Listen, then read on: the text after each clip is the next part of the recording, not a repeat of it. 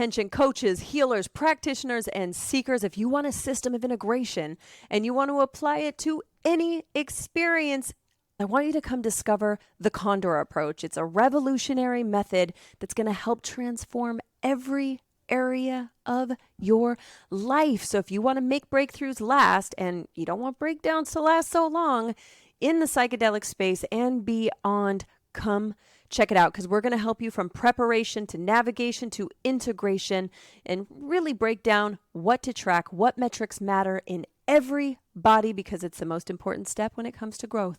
So come to the Condor Approach, condorapproach.com, and we will see you there.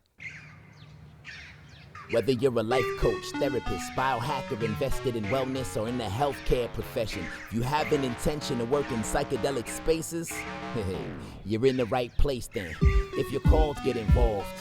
But first, get informed. Let's talk the 4 N's: intake, intention, in-space integration, leading to deeper transformations. Psychedelic Coach Podcast, Tah and Kole. Walk you through the process, it's all possible. Leave space for the follow through. Most importantly, integration is not optional.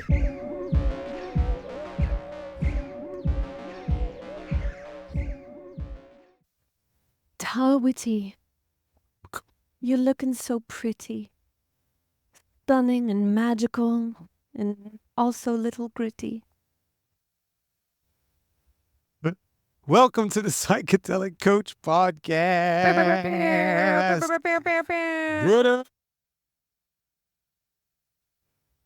And now, the Psychedelic Coach Podcast. Red flags, bro. So I think this is the most important conversation in the psychedelic space, in the coaching space, in the medical space, in the life space, in the parent space. In finding a babysitter space. In every space. In picking out a chef. In picking out your spouse. For real, can I have you just rotate a little more towards the camera? Perfect. Gotta see your stunning, beautiful face. And awkwardly stare at each other out of the side. Yes. Love it. It's fantastic. I feel like I'm at doing high school pictures.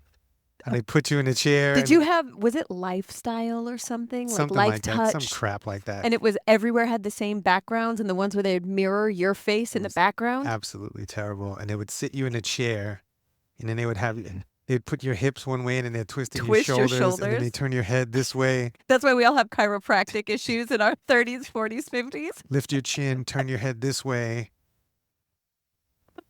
Oh, yeah. No, I remember very well. And they made me put on those plastic frame glasses. They were like, no, we need to take one with you, with the glasses, without. I was like, I don't. They were like, we just want to see. And then they put my picture with the yearbook. With the glasses. The plastic cheap glasses. It's terrible, man. And now voted most likely to never get hooked up. Oh, man. Like, man, when I graduated, people I came have seen that picture. It's cute. It's the worst. It's special. People came to me with the yearbook just laughing and pointing. There was one guy that laughed and pointed at me just the entire time. It was terrible. I have seen this picture. I've been traumatized. It's cute. Falling into the depression trap triangle. I was waiting for you to start dancing like Earth Angel, Earth Angel.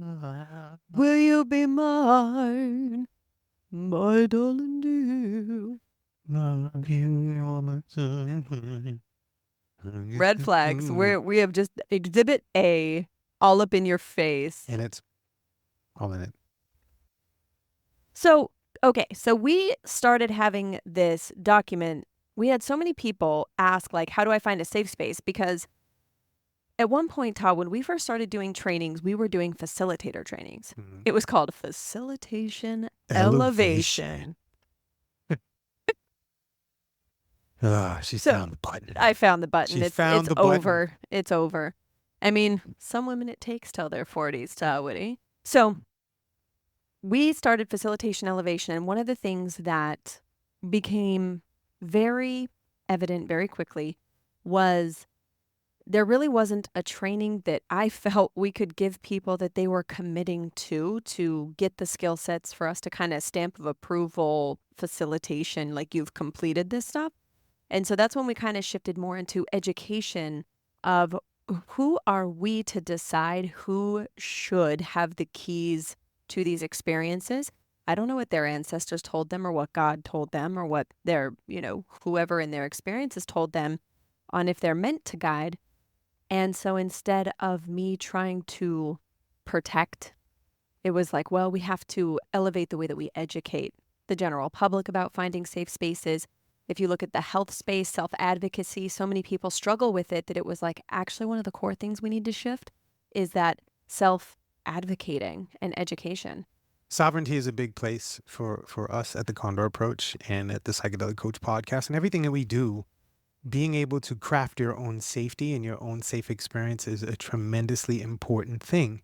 We work with people being the captain of the ship when it comes to crafting your own experience. And if you don't know how to create safety for yourself, then that can be a challenge. So before we even dive into talking specifically about this, we're going to talk about red flags today. It's really revolving around this free download that we have, that if you go to www.integrate.coach, or just go to your browser, integrate.coach. It's this red flag document. It's really more of a workbook for people to figure out what their own red flags, green flags, yellow flags are. So before we jump into that part, will you give a 2-minute version of our context of safety, because that's what we're working from in this workbook? Yeah, I can give a 10-minute dissertation. Baby, you could do a 5-day training. Ladies and gentlemen, now we are going to speak about safety. So at the Condor Approach, in all the work that we do, we talk about safety. And safety is freedom from 7 things. We call them the 7 attributes of violence. Anything that stops you from being whole is an unsafe space. Okay? And so the 7 attributes, we call them hurt, harm, loss, deficit, injury, death, pain. Hurt, harm, loss, deficit, injury, death, pain. Okay? So when you're free from those things, you are, quote unquote, safe. Okay? And safety is a very moment of now thing. It's not a future paced thing. It's not something that happens in the past. It's something that happens right now. And so being able to keep yourself safe and create safety in an ongoing fashion is really your own job. It's not the job of anyone else around you. And when we bring children into the world, we can teach them what safety is. It's freedom from these things. And if you're not free from those things, what kind of strategy do you have to create that? And is the environment supporting you in creating that strategy?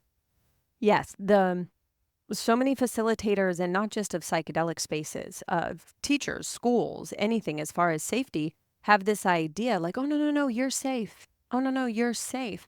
You cannot create safety for someone else in totality. You can create to the best of your ability, an environment for safety to be possible if it's freedom from physical harm. And even still, right, we have earthquakes and hurricanes and all of that. And so what people are usually referring to when they say, yeah, I'm safe, it's a rationalization that like they're not getting attacked by a bear in this moment.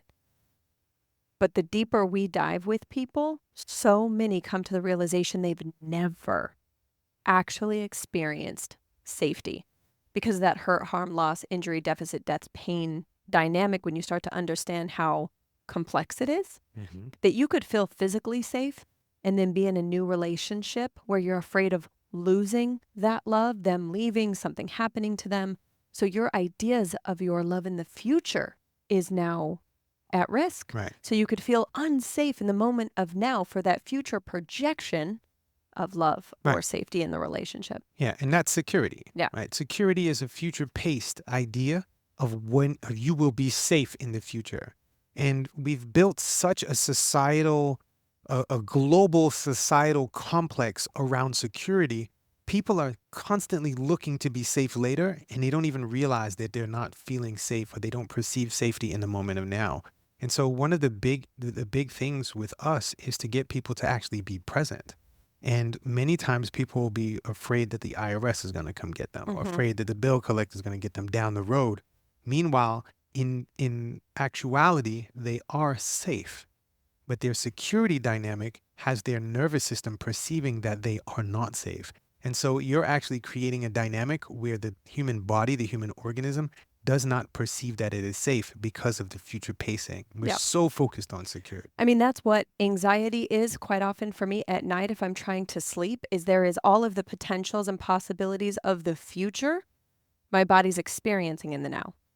And so it's something that the more that I can write down, journal, talk through, podcast, all of this creates clarity so that I know how to be with each of these conditionings and constructs and fears and whatever, so that I know I can, it's like once I can talk through it and it makes sense, nothing usually needs to happen. It just needs to be named and acknowledged, and then just to slow everything down. It's like for me, when I feel anxious, it's this physiological noise. It's like listening to a Disney station and a metal rock screamo station and all of this noise at one time. And so I feel unsettled.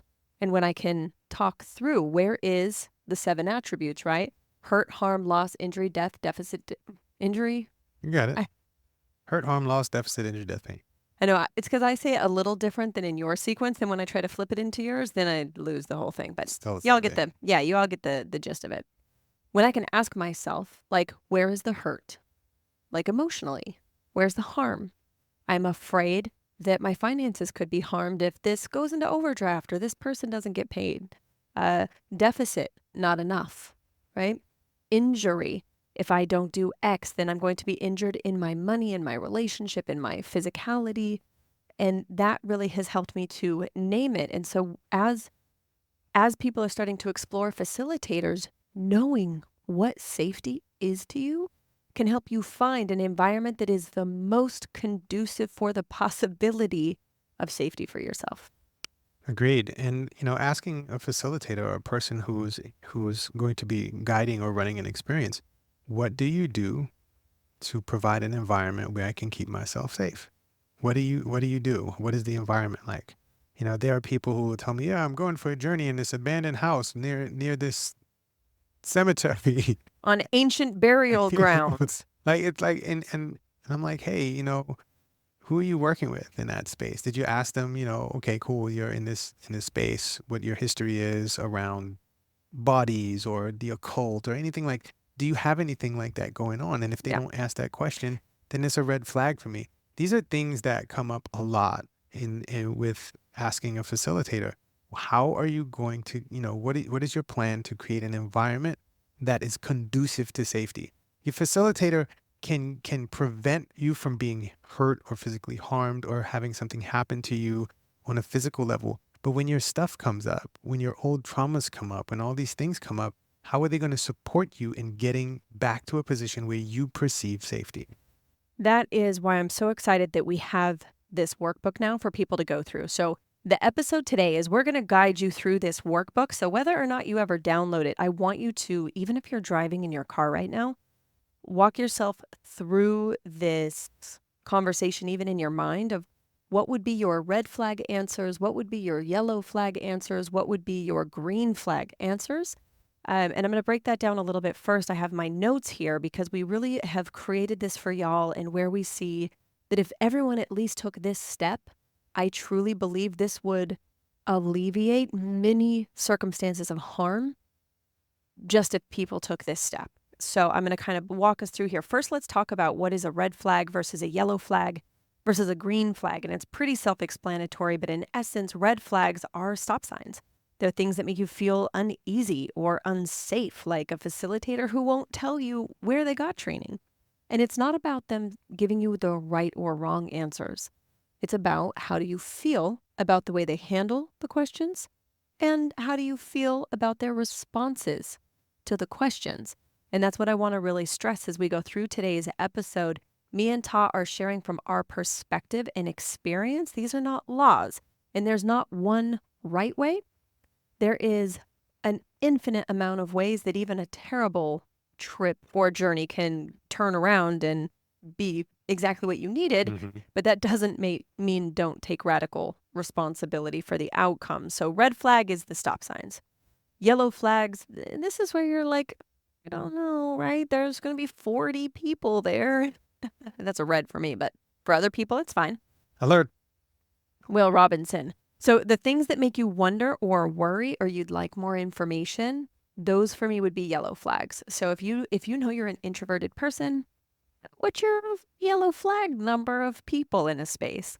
Green flags. So these are go signs. Let's say that it really matters to you that they have a reciprocity model, that they contribute to underserved and underrepresented communities, or what do they do to support access, and questions like that. So what would your green flag answers be for that? And this is, again, for potential facilitators of all kinds. At the end of the day, psychedelics can be unpredictable. So it's important for you to find a guide that knows how to keep you safe, and they ought to have experience with the substance they're working with. Well, psychedelics are unpredictable, and so is life. The idea that life can be predicted is an idea. There are some things that we can approximate, but it never comes out exactly the way we predict it to. And that's one of the things is, if something should happen and something shifts, is your facilitator skilled enough to shift with the environment? Mm-hmm. And this is where when a facilitator says to you, well, you should expect this, and you should expect this, and you should expect this. For me, that is definitely a yellow flag moving towards a red flag. I don't want anybody telling me to expect anything. What I can anticipate possibilities of could be this or this or this. But when somebody tells me to expect something, that's a yellow flag. This is going to be a miracle for you. Yeah, what kind? Alert, alert, alert. 100%. And so what we're going to kind of talk through and map through for this next hour or so, give or take, is your personal facilitator red flag, yellow flag, green flag list. This is going to help you with your safety, your comfort, because honestly, choosing a facilitator that aligns with your values and prioritizes your well-being makes a difference. It really does. And your model of the world and the lenses you see through. And yeah, so Tah, why don't you kick us off with some of the first questions that you think matter when it comes to evaluating a facilitator? Well, you want me to go by the list or the things that I think are the most important? Well, let's start with the list so that we can get through everything, and we can keep talking through it. So the question number one we have on the workbook is, how long have you been a shaman or a facilitator? How long, I want to ask that question. How long have you been doing this work? And if a person says, well, you don't need to know how long I've been doing this work, for me, that's a red flag. Mm-hmm. If somebody cannot be honest with me, I want to be able to be in a psychedelic experience, or any experience for that matter, and be honest, completely honest myself. And if I'm working with somebody that's in the energy of dishonesty or hiding or shrouding something, that for me is a red flag. And so, how long have you been a shaman? How long have you been a facilitator? How long have you been a practicing coach? How long have you been doing this? I want to know. And if a person is not safe within themselves to be honest with you about that, for me, that's a red flag. Mm-hmm. So that's something that I would lean away from. That's a huge thing. I think it's even if someone only has 2 years experience, if they explain it to me and I can see their confidence in groundedness and their honesty, I'm less concerned with how long they've been doing it versus their ability to articulate it so that I know they're clear in what they can and cannot support, and what they have confidence in, what they can, will, do support, and what they can't, won't, don't support. Because you and I know facilitators that have been facilitators for 40 plus years that we would not sit with. Right.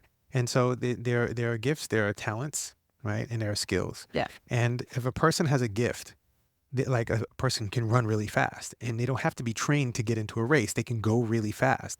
But when you teach them and they have a skill at it, they now have the gift and the skill. And when they take the gift and the skill and they nurture it, it becomes a talent.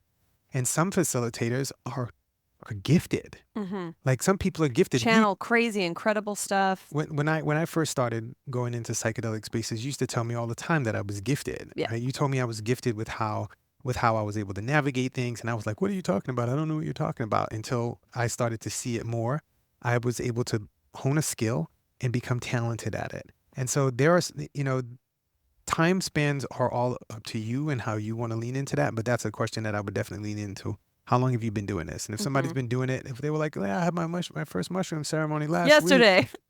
And I talked to this but person I'm and they meant had to do this this breakthrough, work. and that's a red flag for Yeah. me. So I want to know what your experience is, how many times you've journeyed, do you journey yourself? I want to know all these things, especially with the uptick right now in psychedelic experiences in the medicalized model, where you have people that are sitting that are therapists that have never been in psychedelic fields. They've never been in the spaces.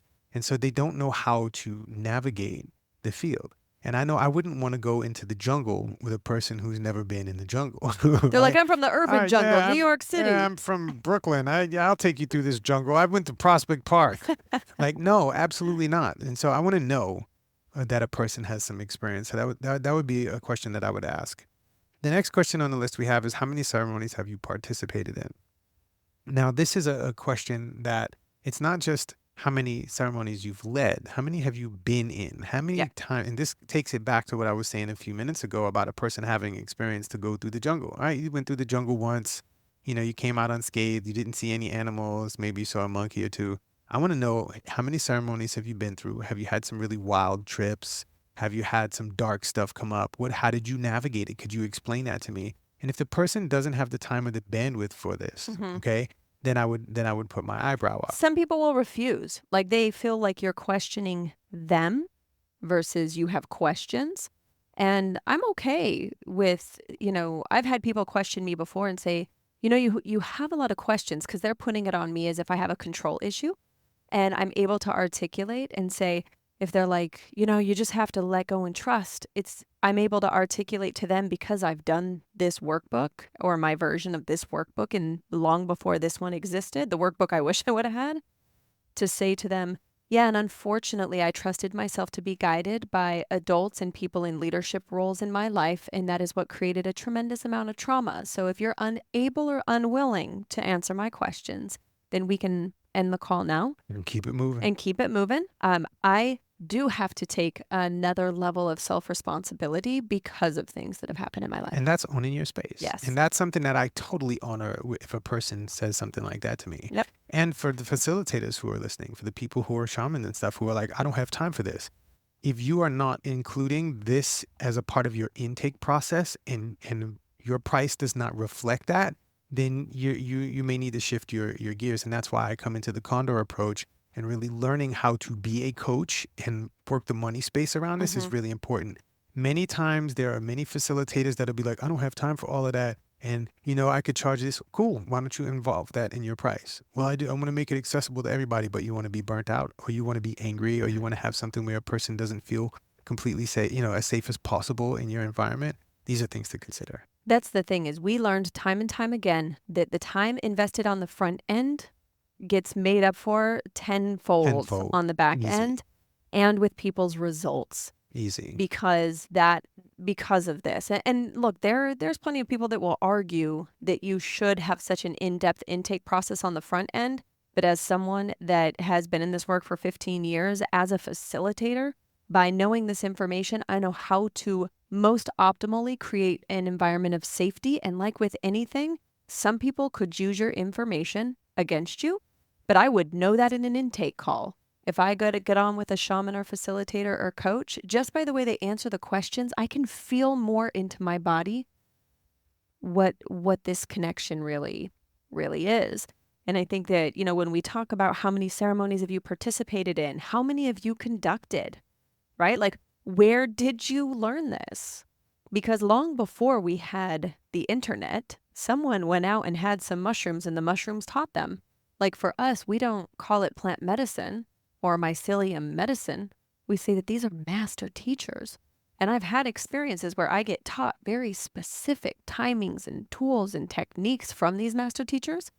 So again, it's not that everyone needs to be indigenous trained, because not all indigenous folks are of the greatest integrity and desire either, but that it has to be, what is your individual red flag, yellow flag, green flag? What is important to you?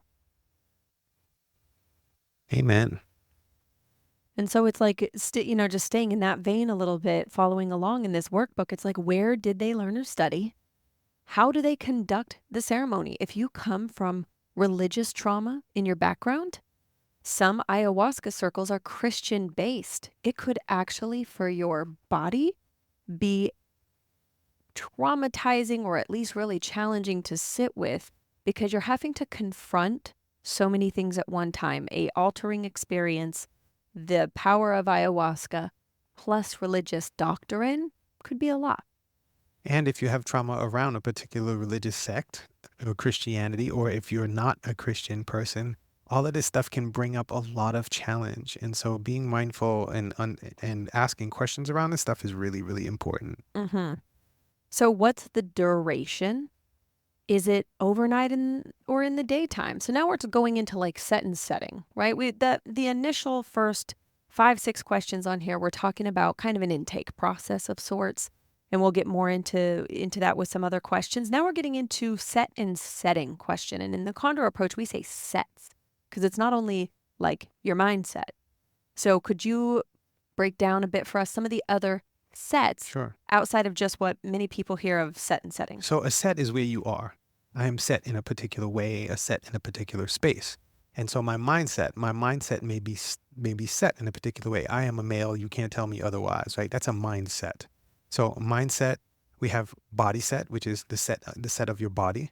We have your construct set, which would be your race, religion, gender, ethnicity, nationality, all of those things where you are set in those spaces. So mindset, body set, mindset, body set, construct set. We have your emotional set. What's your foundational emotional space? Where do you reside most of the time? Are you angry all the time? Are you in anger? Are you in sadness? What is your set of emotions? What is your social set? That's the dynamics that you have in between person to person. And what is your financial set? Very important. People are not talking about this in psychedelics. And it comes up all the time. And then people look to bypass it. Oh, don't worry about money. No, money is a huge part of our societies on this planet. And show me a person that doesn't have some sort of bartering or some sort of exchange space where there's a finance or a flow through of energy. And I'll show you somebody who's in severe denial. This is a place where we bypass a lot in psychedelic. So we have mindset, body set, construct set, emotional set, social set, and we have financial set. Those are the sets. And those are important for you to know personally. If you're planning to go to Costa Rica, where it's a $6,000-$7,000 experience, and that's all the money that you have in the world, and you need a miracle, you need a breakthrough, the amount of pressure being placed on that one experience, even if you do 3 ayahuasca ceremonies, it's one experience altogether, can cause tremendous amount of stress. Because if I don't have a breakthrough, how many times have we had someone call or say, I need a transformation, I need a transformation? And that desperation plus the added pressure of a financial set that is not in a position to handle it can cause a breakdown. And there's other options you can explore from a financial accessibility standpoint that just might take you more time. But rushing out of desperation leads to a brick wall. And, I don't think that it's for anyone else to decide what someone should or shouldn't do. But if you're destined for a brick wall, going the harder, faster, more approach by going and drinking more ayahuasca or trying to get it all solved in a week, is there a possibility? Sure. There's a landing strip possibility that you could be able to land on. And then there's the ocean around the landing strip that you could crash into, and I've had people argue with me that, well, but if I feel like I can't survive anyway, then I'd rather at least attempt the landing strip because it's the only possibility. We know plenty of people that lied on their intake forms to go to Costa Rica or Peru that were on SSRIs, and we strongly advised that it wasn't a great idea given even the medications they were on, but they had decided that's what they needed to do, had incredible experiences. So, we've seen every possibility. That's why you, listener, have to know your own red flag, your own yellow flag, your own green flag.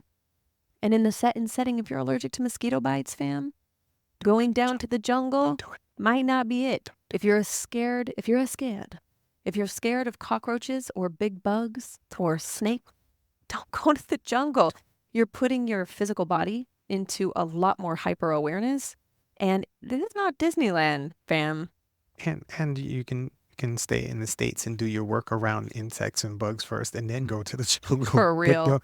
But seriously, if you're going down to the jungle and you're working with somebody that speaks your language, that's a facilitator, that's working with shaman, because the shaman's probably not going to ask you any of this stuff when you get down to the jungle.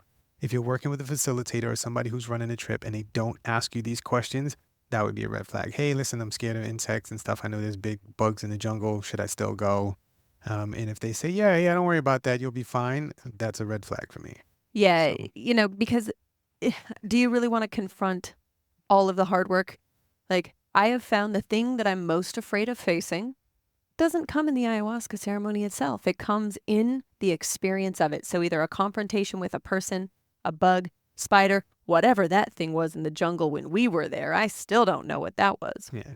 So and I'm looking for somebody, if I bring a fear or a trepidation to them and they say, don't worry about it, my eyebrow's going to raise. That's going to be a yellow for me. Or if they just say, just trust the process. Just trust the process. I want somebody to be like, well, tell me more about your fright around insects, right? When somebody can do that, right? Well, tell me more. Look, Yeah, I tell me more. Matter of fact, I want you to get a pen and pad or crayon and write this down. Tell me more about that. You want to look for somebody to say that. And if you're a facilitator or a coach, if somebody comes to you and they have some trepidations about things, tell me more about that. Get more information, get intel, because if you're bringing people to your experiences and you don't, and you're just doing this to get a buck, you may get yourself into a whole lot of challenges. And I've seen people do this over and over again without diving into these spaces. So, And if we could do a whole podcast on that. Yeah, for sure. And if you're going to somewhere like the jungle, you have to know the environment you're going into. It's like if you wear products like DEET that actually kill the jungle, you're now bringing your healing to poison the environment you want to go heal in. Like it just doesn't, there's a lot of incongruences there. Yeah. So We were talking about duration. So Yeah. What's the duration of not just the ceremony or the experience itself of the entire retreat or whatever you're doing? What's the duration that you will be under the influence of something, if you're going to be in the influence of something? And we're not condoning the illegal or illicit use of any substances here at the Psychedelic Coach Podcast. So if you're going to be altered at all, right? How long is the alteration going to last? If you're going for a sweat lodge, right? You're going to be altered. How long will it last? And what's the recovery period? What is this like? What is the recovery period after? And there's something called a contraction that happens a lot with people in psychedelic spaces that we could go into in depth. Yeah, But, and we will. And what More do you towards the end. what do you do about these things? Is it going to be overnight? Is it going to be in the daytime? Psychedelic experiences are different when there's daylight than when it's nighttime. It's a totally different ball game. And knowing what you ought to bring, you know what I mean? So it's like, okay, so how long is this going to be? And they might say, just come trust, but it's fine. Again, all of their answers they could have are fine. For me personally, it helps me feel safe to know just what to anticipate, not what to expect. If they tell me you can anticipate that we are going to start at 6 p.m., that you'll be coming out at about midnight, and then you'll have some snacks, or whatever, helps me relax a bit more into it by having a bit more context. And I think a lot of people end up saying, I don't want to have expectations, so they don't ask questions, which isn't functional either. Like you want to know what's included in the experience because people do have expectations. So going into the experience, what's your red flags? What would your yellow flags? What would your green flag be? Where is it going to take place? Are we going to be in a house? Are we going to be in the outdoors? Is there going to be access to a bathroom? Do I need to bring a shovel? So many things. So many things. So many things. Like what type of building or environment are we going to be in? If you know that you are easily scared of certain environments and they said, this is where we're doing it, you might say, oh, this is my opportunity to face this and grow through it and get support from the facilitators. Fantastic. Or you might say, I don't think today is the day that I'm going to face that and this other destabilizing experience that may be the psychedelic experience. You know what I'm saying? I do. So after you're going through kind of the set and settings and talking about the environment and the duration, then we go into what many people say is Dieta. Now, y'all, it's funny that so many people will say Dieta because it literally just means diet in Spanish. I'm on Dieta. Yeah. I'm doing Dieta for my mushroom journey. A Dieta. Doing the Dieta. Doing the Dieta. And the ayahuasca. So what is the diet protocol leading up to the journey? So Or it's, is there one? yeah, or is there one? A lot of times it's so fascinating. The first time we went and worked with ayahuasca in Peru, we followed it to a T. No sex, no sugar, no salt. We did all the things you're supposed to do. And then I got all the way to the jungle. And in my ceremony, ayahuasca was like, I was like, what? But I followed directions for like the first time in my life. And she's like, no, you're missing the point. Dieta, or the diet, is not some rigid rule. Like, that's some white people shit they made up. You know what I'm saying? Like, that's obviously my own approximation or my own translation. And we're going to get blowback from that one. I don't care. I don't either. I don't care. But that the mere fact of what she showed me was that at that point we were eating so clean in our workout regimen and the way we were caring for our bodies and our relationship. She was like, first of all, you're in a divine union of love that's so pure and so magical. Why would I ever tell you not to have that? Like, that doesn't even make any sense. I was pretty much shown how much of what we're injecting is these human constructs that are also, riddled in shame and all sorts of things. What I was shown was to bring mindfulness to consumption. So dieta is not the food. It's being mindful of what you're consuming in your eyes, your mouth, the people around you, because you're preparing for her. And I was shown it's more like preparing your house for guests. Like, you bring intention, you clean up the clutter, you are setting the table for this environment. And so after that, I stopped doing dieta for ayahuasca, except for like 5 days in advance to come off of coffee, come off animal proteins, things that felt appropriate for me. But this is the thing, is a lot of people, like, if you're going into someone else's container, please do follow the recommendations. Please do. They do that for a reason. I found the more I started working with tribes in the jungle, okay, like, they don't follow any of those things. Some do. The people that I work with, and it's probably why they resonate for me, do not. Have this Twinkie. No, literally, they like had a hamburger and pizza, and then I took them to the ceremony and dropped them off, and I'm like, I'm not supposed to have that. They're like, no, we'll just throw it up. Like, it was just not it was not a thing. And these are actually indigenous peoples, not like white people who said they're shaman. So just a precursor. Anyway, dieta. So what is your red flag, yellow flag, green flag? What do they recommend as far as setting an intention before the ceremony? So break down, Tah, what is intention setting from our context? Yeah, intention is when you go into any kind of experience. And for us at the Condor approach, we follow what's called the 4 Ins process: intake, intention, in space, and integration.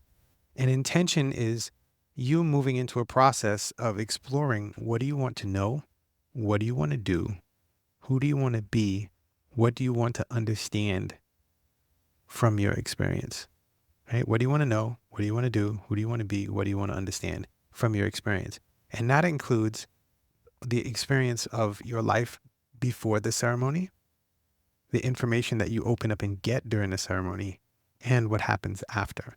And so this is a space of, what do I want to explore? Not what do I expect to get? Many people mix this up. And if somebody says, yeah, you can expect to be free of your cancer after this situation, that's a red flag for me. If somebody would say, well, you can anticipate the possibility of this coming up in some form or another for you to explore in order for you to get to your intention, in order for you to get to that space. There may be things sitting on top of you getting to your intention that need to be moved out of the way first. And this ceremony may be the opening space for you to start moving to that. It may not be you getting an expectation. And I mean, how many times have we had ceremonies with people where they had expectations and said it was their intention? Well, I intend to, I don't have expectations. No, I intend to explore this fear and move it out of the way. Okay. Do you expect that to be moved out of the way? Well, yeah, that's my intention. Okay. Well, let's talk about that. Yeah. And if a person can't talk about that, then it's really important for you to consider asking questions around that. Yeah, intention is an interesting thing because people will say, well, I don't have an intention. I just want to come have this experience and explore what's possible. Like, sounds like a good intention. And so as you go into these experiences, the thing that benefited me the most personally was I would go into the experience saying, this is my intention, is I would like or believe I'd like to explore X.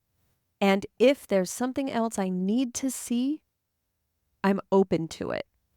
And so it was that in retrospect, when I look back over the 15, 16 years, every intention I wanted to explore, get clarity on, rectify, work through, I have, just not in the timelines that I wanted or that I anticipated or that I expected. And it's trusting that sometimes other things have to get out of the way for you to access that.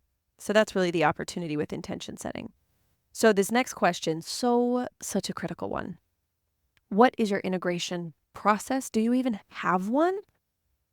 Like, can I contact you after the ceremony? Can I contact you before the ceremony if I'm feeling nervous or scared or whatever? This is important because if you're someone that does desire or requires some reassurance, if you know you're up against some pretty complex things in your life, knowing what's included in your integration, or what do I do, or for how long after this ceremony can I reach out to you for help? I know a lot of facilitators and shaman, for that matter, that don't do any integration. They don't like it. And I have plenty and of... they're good at it, to be honest with you. They don't, I mean, if you don't like something, you're probably not going to be good at it. Yeah, it's a skill. It's a skill. And again, we have gifts, right? We have talents and we have skills. And integration is a wonderful space as far as I'm concerned. And as far as I'm concerned, psychedelics are an act in a 4-act play. And that 4-act play is the play of integration. And so when you do an intake on yourself, when you're asking like all these questions, you're doing an intake. And this is part of you integrating your experience. That means becoming whole with. Integrating is becoming whole. And so you have all of this stuff, you do all of this intake process, you prepare yourself, you go for Dieta, you travel to wherever you're traveling, you get into the psychedelic experience, and then you go out into this expansive realm and you find all this information that may be new information, it may be old information that was buried under some stuff. Now you have all of this stuff in the forefront of your mind, in your brain, in your capacity to wield this and change your life around that. How do you take that information and make it whole with your day-to-day life outside of this experience? How do you bring this together? Now, if you go to a psychedelic experience, you're a person filled with anger, you're in a space where you feel angry all the time and you're snapping at people, and then you have this experience and suddenly you're not like that anymore. You go back home and your family's looking for you to be angry and they don't know that you went for this experience. And they're thinking that you're being sarcastic or trying to get something or be underhanded, or you don't know. This is part of integration, is how do you get this newness to meld with everything that's going on in your personal life, in your business life, in your career, with how you eat, with how you drink, with how you move your body, with your sexual activity, all of it. How do you integrate this stuff? This is very important. And if a person says, well, I don't do integration, or it's just like, go for the ceremony, they have an intake process that cracks you open. You have a psychedelic experience that cracks you open, and then you have a circle at the end of your psychedelic experience, and then you go home. Yeah. And you're just left to deal with it on your own. Well, or you feel great, but it doesn't last. No, I'm not saying that you don't feel great. Yeah. You get cracked open. That can be wonderful. Cracked open doesn't mean terrible. And you have all this newness, but now you're on your own. And it's not that you won't integrate it, but it's how you integrate. And so at the Condor approach, we say, integration is not optional, but how you integrate is optional. And this is where we have the technology to offer this information. We also have people who have been through experiences who know how to integrate. Why can't you avail yourself of something that's available to you? Yeah. And not every shaman, like if you go down to, say, Brazil and you work with a paige, which would be, say, like the Huni Queen in the jungle, they don't do integration because they already live integrated in their communities. But a lot of what people are touting or selling as, we'll say, ancient, like Dieta, like integration, like whatever, those things don't exist, but neither 50 years ago did anyone else drinking ayahuasca. So many things that are being put out right now as being traditional for who, for what, since when, right? And so if you know that you're going to need extra integration support, it doesn't mean don't go sit with that person. Have a plan. There's lots of integration coaches, and there's more and more retreat centers willing to build it into their pricing structure. But the other part of why we say integration's not optional is because so many places do it as an add-on feature. And that's why people don't pay for it, because they're already investing X amount of money to come to this retreat. I don't want to spend an extra $500 for support. I'll be fine because I saw on Reddit that most people are okay, or I saw a documentary. And so it's something that as you're moving forward, it is your responsibility and it's your opportunity. And there's incredible groups like TAM Integration that does monthly circles. Yeah, Daniel does great work. Lots of communities have integration circles. So know that for every price structure, there is services you can avail yourself to. And if you are facing a lot of complex things, you may need a therapist and a coach, not just an integration coach or not just a shaman. Trust me, there's plenty of people that will happily take your money and say they can quote unquote fix you. But if you're facing a matrix of emotions and history, then having a team is a more likely potential. Integration is a very individualized circumstance, and you can do whatever you do without integration. And there are many people that be like, well, they didn't integrate stuff back in the jungle back in these days. And they also didn't have cellular phones. They also didn't have laptops with 78 tabs open. They also didn't have all this stuff that they're juggling back and forth. And there also wasn't 8.3 billion people on the planet. Yeah. And so we're juggling a lot of information. And so since we have the ability to have these amazing teachers teach us things, and the ability to have the technology of integration coaching, and it is a technology, okay? We as human beings are technological as far as I'm concerned. And since we have this and we can avail ourselves of it, I believe that it's something that we can place into everything that we do, not just psychedelics, but every kind of wellness format. And the fact that more people marry outside of their cultural upbringing, I think that also brings a whole new matrix of what people are navigating at any given time is what we call multi-construct strain, where they're coming from parents of the different backgrounds, parents with different traumas, and it's turning into this matrix within new people that they have not faced before. And then the technological advances, I mean, all of it. So, so much of it is after you know how can you contact them? What duration? How soon after? How soon before? Then asking, hey, what can I anticipate from your circle? Especially if it's a psychedelic or entheogen you've never worked with. Ask, what could I anticipate? Not what to expect. One of the things that I think was so valuable at our retreats is we would say, you can anticipate you're going to show up at about 1 p.m. You can get yourself set up and where you're going to sleep and all of that. We're going to meet in circle at 4. We're going to start an opening circle for about 90 minutes. Then we're going to take a 30-minute break. Go get some air, go outside, fill your water bottle, send any final messages that you need to, because we're going to have you shut off your phone. Then we're going to start at 6 o'clock. We're going to imbibe, actually begin our session with the substance at 6 p.m. You can anticipate about 7:30 that you'll start to drop in, you'll start to experience something. To me, that's what you can anticipate. We're not saying what the experience is going to be.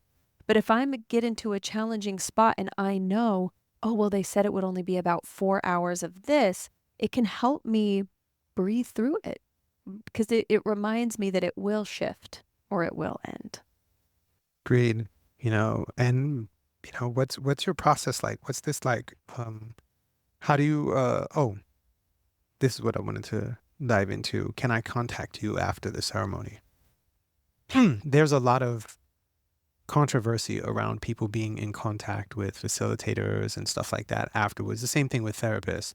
And when we move the traditional therapeutic model into psychedelics, I think it can be a very challenging space. And this is why, with what's happening with the legalization and prescription formats of psychedelics, is we're moving the old medicalized model into the psychedelic space, which can be a challenge.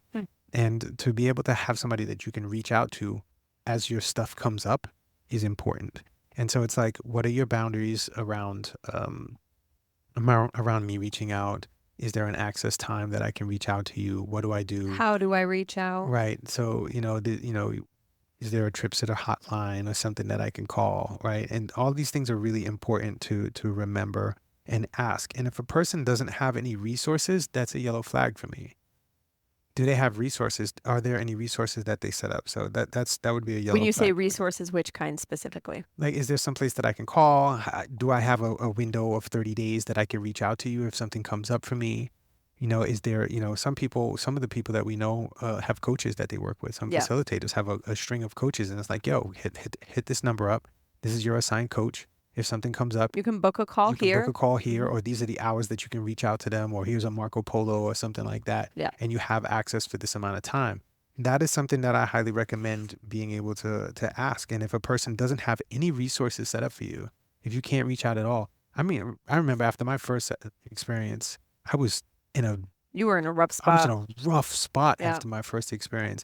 And you made one text message, and we were in front of somebody in an hour. Yeah. In front of somebody in an hour. Yeah. They met us for lunch right away. And showed me what integration looks like and Yeah. what in kind of integration support looks like. And I feel grateful that you brought me into a space that was filled with skilled people and people who actually cared enough to lean in that way. It was Mhm. wonderful. No, I'm grateful that my entire path has been filled with so many incredible people, because what's happening and what I'm watching, whether therapists or shaman or facilitators, is people are getting more people than they can really handle and facilitate, because they don't have the automations to kind of keep the machine going with a steady flow.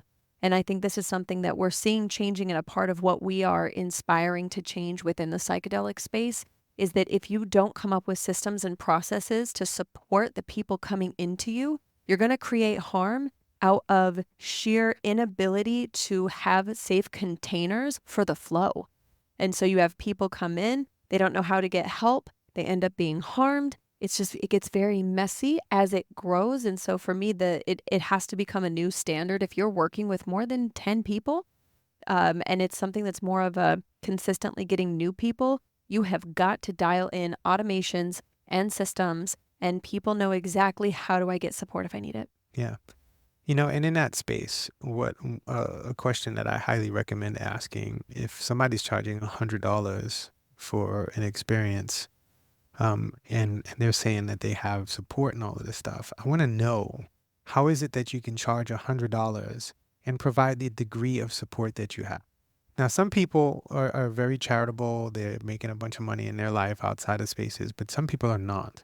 And if a person is charging $100 for an experience, and there's 3 or 4 people in the experience, and they're saying that they're supporting all these people, my question mark is, how is this facilitator taking care of themselves? And if they're not taking care of themselves and keeping themselves safe financially, keeping themselves safe physically, spiritually, emotionally, energetically, mentally, then how much care are they going to put into creating an environment where I can be safe? Because if they can't be fully present in that experience, that's a red flag for me. So that's something that I prefer to ask, is like, if an experience is like super budget, how is it Totally. super budget? It reminds me of April at one of our trainings. If anyone that doesn't follow April, it's Epic April. She's hilarious. She's a coach. April Franks. Yeah, so April had said, "What are we eating, bologna?" Like, what? No, I'm not coming to that. But you know what it reminds me of, Tah, is like, that foam filler for if you get a flat tire, Mm-hmm. right? So to me, a lot of people, there's a place for it. In an emergency, some people need to go into a ceremony, and they're basically getting that foam filler on a flat tire. But the problem is now the tire's ruined. It bought you time to get to the next place, but it doesn't fix the problem. It created a new problem. It was a temporary solution to get you to the next place. And so you have to ask yourself whether, if you're a shaman, a coach, a guide, or looking for one, is this a temporary solution that breaks something else? So that's my thoughts there. So asking, what if I feel unsafe, or what do you do to keep the environment safe? One thing that's a huge red flag for me personally is if everyone is participating in the ceremony, in particularly in the United States, even though I don't condone the illegal use of any substances. If there's not any person that's unaltered, it's a red flag for me. Yeah. I want someone that is Yeah. at least in a trip sitter type environment in Yeah. case of an emergency, because we've been at journeys where someone had to be taken to the hospital because they stood up too fast, fell and split their chin open, and had to go get stitches. And we were in an environment where the facilitator and the helper were both totally sober, so they turned it over to us. But it's really important for somebody to be sober. Having a trip sitter is tremendously important. Do you need to pause? Just keep going. We'll see. Go.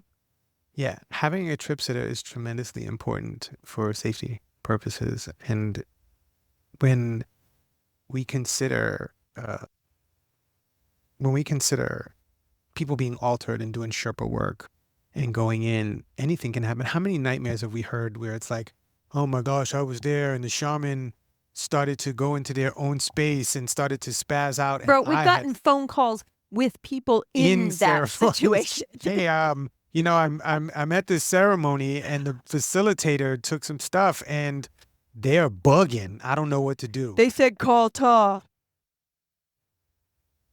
Call Tah. So you want to know, like, what do they do to maintain and provide safety? It's really important. And then asking them, like, what substance will I be taking?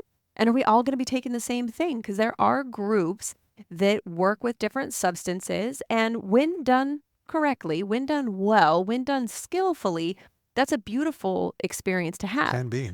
And it can also be chaotic and crazy and weird and bizarre and totally not work at the same time. For me, it's going to that thinking of music. I really recommend before you start learning a new instrument, you get some skill with the current instrument before, Please. it's like get good at guitar before you go buy a piano.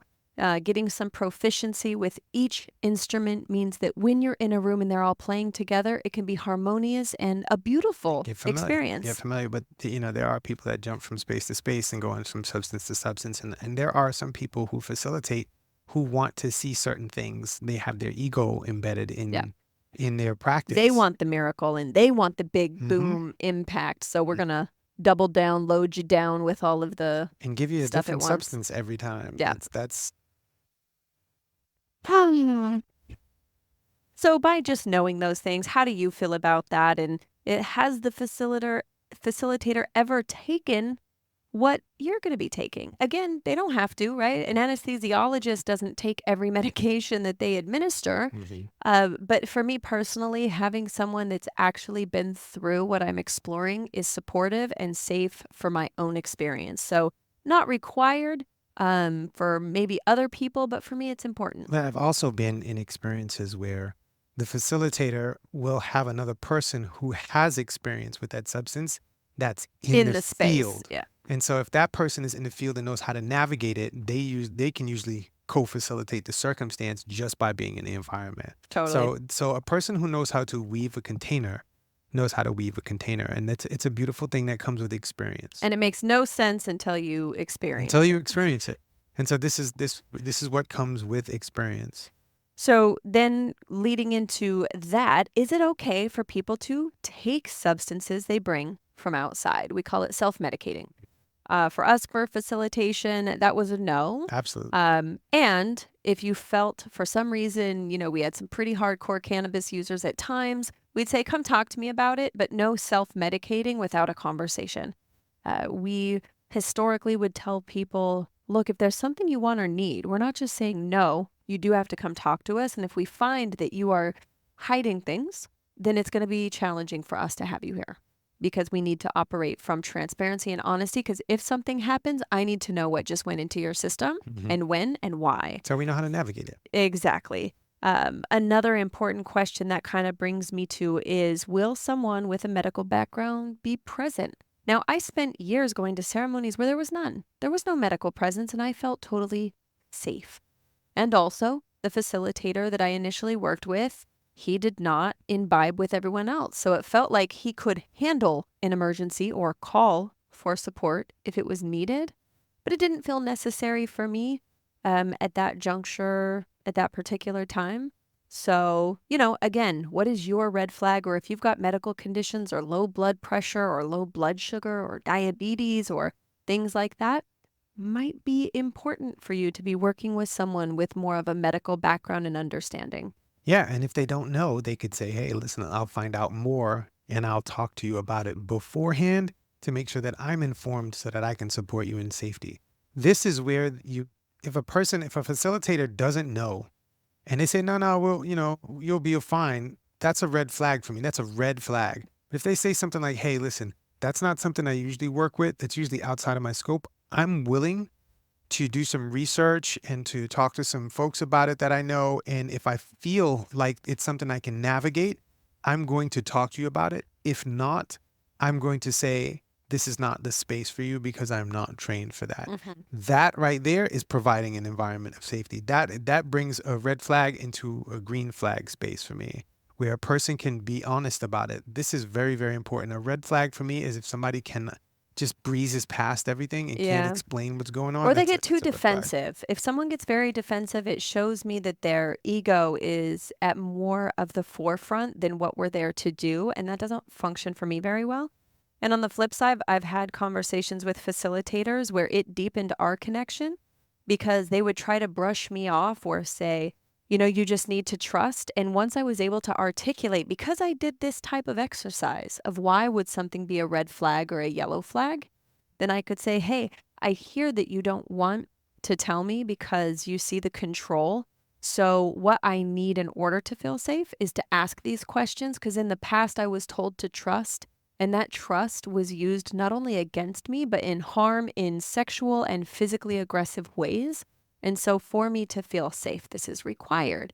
And it was amazing how many times that allowed the facilitator to soften and go, ah, that makes sense, right? Because they were kind of pigeonholing me with other people that they put in a category of controlling, and that, oh, well, you just need to trust me. But that was their ego of needing to be trusted. So that's why having these questions answered, y'all, is going to help you to have the conversations to advocate for yourself. So we talked a little bit earlier about how many people are going to be there.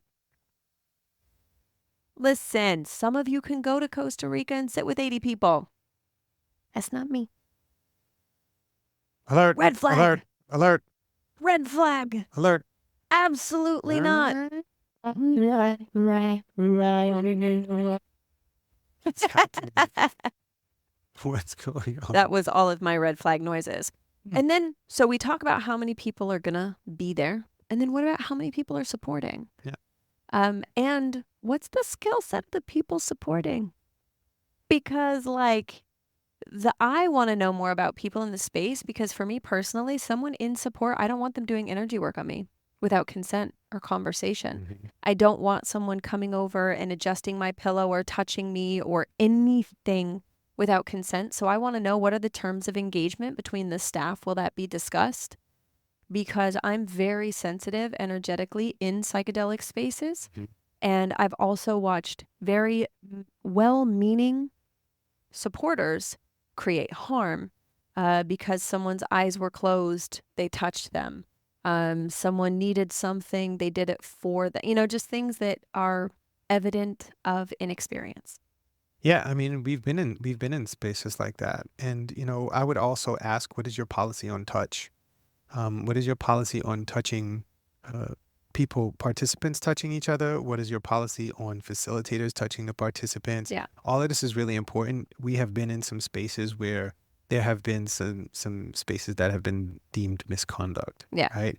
And so once we are clear on these things, and once the staff, the supporting people are clear on it, they can actually call things out and bring things in. Hey, listen, this is not, you know, this touching is not, you know, it's not going to function. Well, and from a facilitator perspective, Tah, we had circumstances where, you know, someone would want to be held. They're in a wounding from looking for a mother to hold them, a father to hold them, whatever, which was always done publicly. And even still, you're dealing with altered people. And we ended up drawing a line at one point just because one person, the way that they came back and mentioned some things, we were like, oh no, her interpretation of some of, you know, literally just of an energetic exchange they felt was experienced, that it was a huge gift for us to take a huge step back and just go, okay, so moving forward, no touching of anyone of the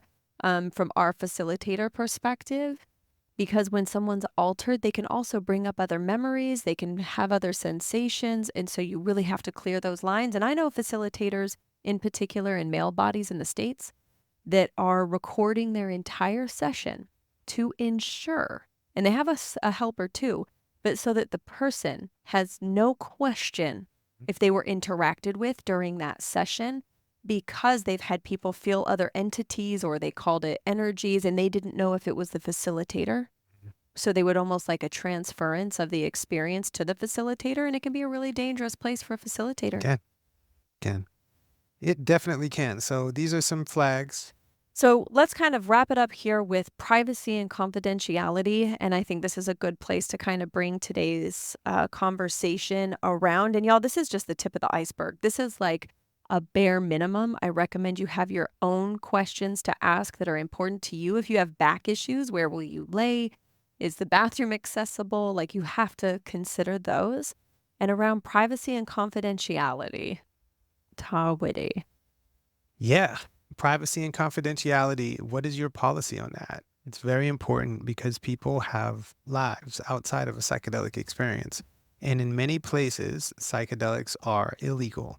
And even if you go out of the country to a place where psychedelics are illegal, the stigma around substances and being altered can affect a person's relationships. They can affect a person's marriage. They can affect a person being able to see their kids ever again. Yeah. So this is really important to ask, what is your policy around confidentiality and privacy? Do you use last names when you're speaking between people? There are whole experiences where people are not allowed to share anything but their first name. That's it. You can share your first name. That's it. And it's not a secret thing. It's a privacy thing. It's a confidentiality thing. Yeah, that, especially from like 2018 to 2021, we were working with very high profile people where we were signing non-disclosure agreements. And even besides that, we have kept our privacy and confidentiality, I would say, more rock solid than anyone else I know, as far as like who we've worked with. That's why a lot of times people don't understand when they look at our social media channels. We've been around for a long time. It's just that nobody knew that because we didn't say it. And unless a previous client comes out publicly and shares us publicly, we say nothing. Because like you said, confidentiality for this work is really important when it's maintaining that. We had people that were professors or police officers or political positions or whatever, that they could lose their entire life. And they need this healing, and they're in positions that need these realizations in order to be fortified, in order to grow, in order to heal, in order to change some of the systems. And so the one last thing I'll say around this privacy and confidentiality is, if you're at a ceremony, do not talk about anyone else's process from the ceremony when you leave. Like, that's one thing, regardless of what kind of container, is an immediate red flag for me. Is if I meet someone out in public and they're telling me about, oh yeah, there was this one person there, I think her name was Martha, and she was running around, blah, blah, blah. Turns out I know Martha. Or someone is trying to figure out their marriage, and then that person starts sharing their story. That's my biggest red flag, is a container that does not teach safety and confidentiality so that my information is safe. Going back to what we started with safety. Freedom from hurt, harm, loss, deficit, injury, death, pain. And that includes your personality, that includes your character, that includes my your family information. structure. All of those things are very important. Yep. So bring us home, Tah Whitty. What else, anything else to kind of like put a bow on today? There's a thing. It's called download the form, right? Download the workbook. There are questions on the workbook that we didn't talk about. There are so many things for you to look into and consider. And I invite you to feel into your heart, to feel into your body, to feel into your mind, or to think into your mind and figure out what you would need to know from a facilitator. And don't be afraid to ask questions. There are a lot of people out there who have a lot of heavy trauma responses, and they want to fawn and they don't want to make anybody upset. Let somebody be upset with your questions. And if they're upset, then that's a great filter for you to move on to another space.